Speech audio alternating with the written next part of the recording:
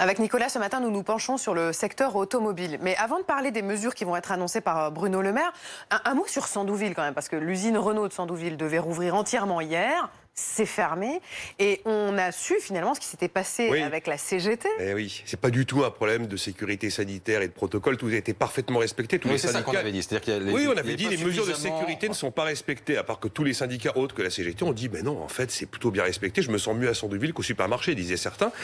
Et cette procédure, en fait, elle a été gagnée par la CGT. Parce que normalement, quand vous convoquez les élus du personnel, ça doit se faire par recommandé accusé de réception. Là, ça a été fait par mail, vice de procédure. Et donc, la justice donne raison à la CGT et a ordonné que l'usine soit fermée à cause de ça. Elle va rouvrir ?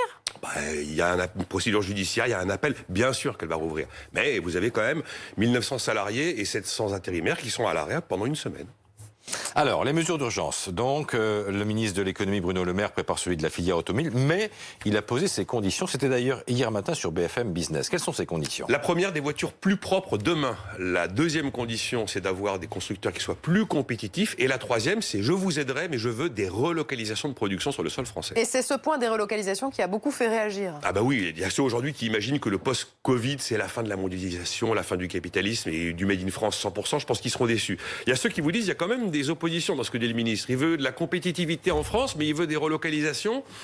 C'est pas tellement compatible, c'est vrai. Et puis il y a surtout ceux qui disent, oui, très bien, vous voulez qu'on produise en France, mais est-ce que vous êtes prêt à payer plus cher ? Parce qu'une voiture produite en France, elle coûtera plus cher que celle qui est produite ailleurs, et notamment pour les petits modèles. Et la notion de prix, c'est absolument essentiel, le prix de vente. Parce que vous voulez tous du bio, de l'éco-responsable, du made in France, du circuit court. Mais est-ce qu'on est tous prêts à payer pour ça ? C'est la grande question. Une Clio qui est faite en Turquie, elle coûte 1 300 € de moins que la même Clio faite en France. Alors, qu'est-ce qui est réaliste en termes de production automobile sur le sol français ? Alors, on ne va pas s'attendre à des relocalisations généralisées. Une voiture, aujourd'hui, elle fait intervenir 35 pays. On ne va pas faire volte-face comme ça, non.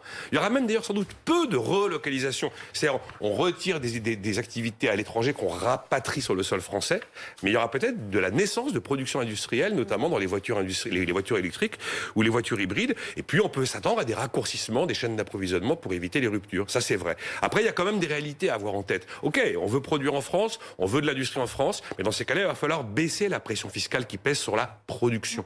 On a 70 milliards d'impôts de production, des impôts qui interviennent avant les profits.